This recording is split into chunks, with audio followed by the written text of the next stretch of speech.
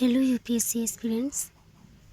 तो history optional की जो ये फ्री सीरीज चल रही है इसमें से हमने कई टॉपिक कवर कर लिए हैं और आज का जो हमारा अगला टॉपिक है वह है प्राथमिक व द्वितीयक स्रोत।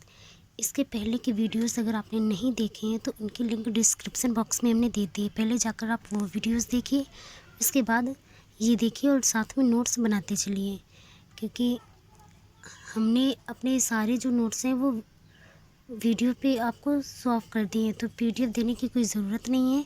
आप वीडियो को पॉज करिए और नोट्स बनाते चलिए हमारे साथ। तो चलिए आज का लेक्चर स्टार्ट करते हैं। तो जैसा कि प्राचीन भारत के इतिहास के अध्ययन के स्रोत के लिए हमारे पास भिन्न भिन्न प्रकार के स्रोत उपलब्ध हैं, जैसे पुरातात्विक, साहित्यिक और विदेशी साहित्य। उसी में प्राथमिक व द्वितीयक साहित्य आ जाते हैं।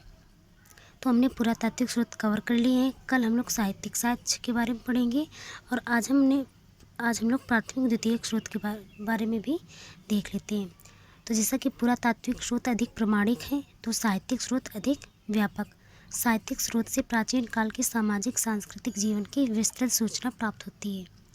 अब साहित्यिक स्रोत दो प्रकार के होते हैं, कौन कौन से? प्राथमिक और द्वितीयक। तो साहित्यिक स्रोतों में आज हम प्राथमिक द्वितीयक पढ़ लेते हैं, उसके बाद से जो और कंटेंट बचेगा उसके बारे में कल हम लोग पढ़ेंगे।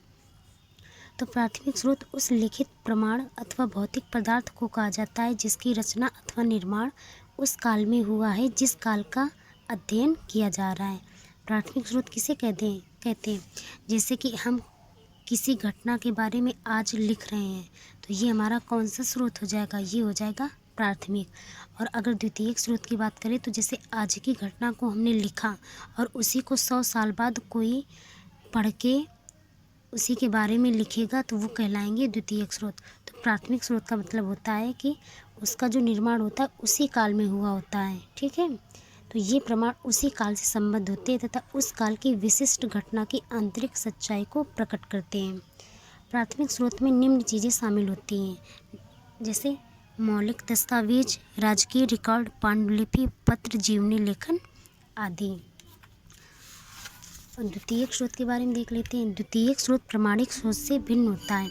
वस्तुतः द्वितीयक स्रोत प्रमाणिक स्रोत की व्याख्या और विश्लेषण प्रस्तुत करते हैं। हमने क्या बताया? प्राथमिक स्रोत वो होता है जिसे हम आज किसी के बारे में कुछ लिख रहे हैं, और द्वितीयक स्रोत क्या होता है कि जैसे 10 साल बाद या 100 साल बाद, 50 साल बाद हम उसी के बारे में पढ़ के उसको विस्तार से या उसके बारे में कुछ और जान के उनकी व्याख्या करते हैं, वो होते हैं हमारे द्वितीयक स्रोत। तो द्वितीयक स्रोत प्रमाणिक स्रोत से एक अथवा कई कदम अलग होता है। द्वितीयक स्रोत में प्राथमिक स्रोत के चित्र अथवा उद्धरण हो सकते हैं। द्वितीयक स्रोत में पुस्तक, आलोचनाएं, टीकाएं आदि शामिल की जाती हैं। प्राथमिक स्रोत शोधकर्ताओं से यह अपेक्षा रखते हैं कि वे मौलिक स्रोत से अंतरक्रिया कर आवश्यक सूचना प्राप्त करें। दूसरी तरफ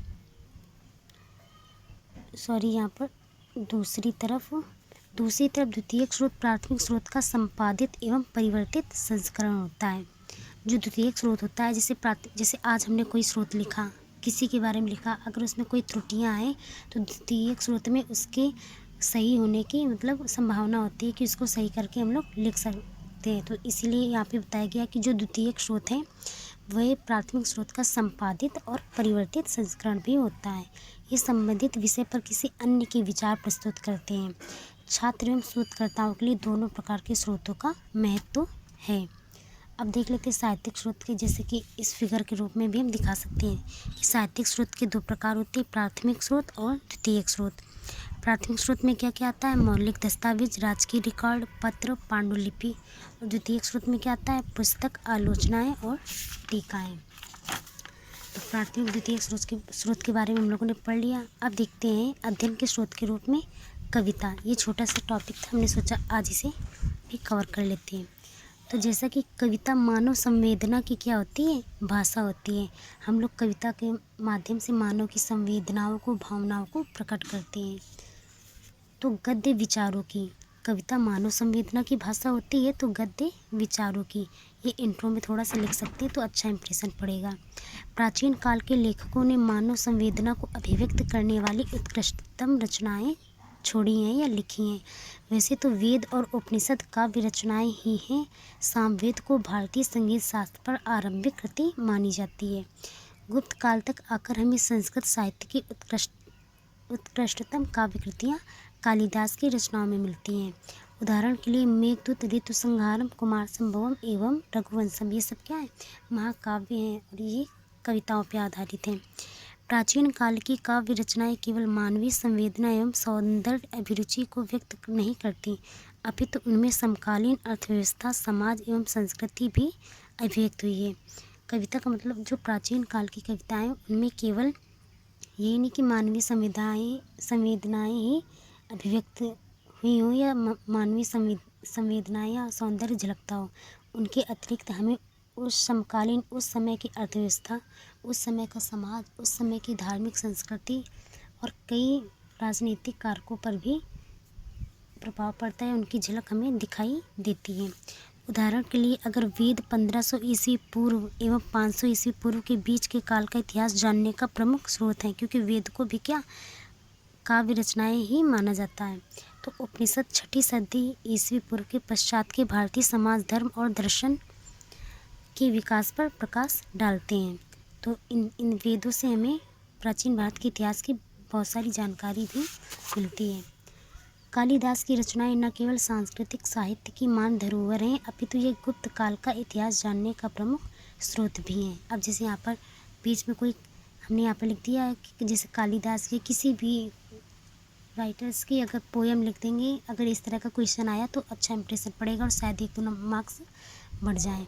तो आज के हमारे 2 टॉपिक कंप्लीट होते हैं और चूँकि आज हमारा गला बैठा हुआ है तो आज ज़्यादा लेंदी वीडियो हम नहीं बनाएंगे, बस यहीं पे हम अपने टॉपिक समाप्त करते हैं और कल हम साहित्यिक स्रोत के बारे में पढ़ेंगे और हो सकेगा तो गैर साहित्यिक स्रोत भी देख लेंगे। तो अगर आप लोगों को कोई डाउट हो तो कमेंट्स बॉक्स में हमें कमेंट्स कीजिए, हम आपके सभी डाउट्स को क्लियर करेंगे। Thanks for watching.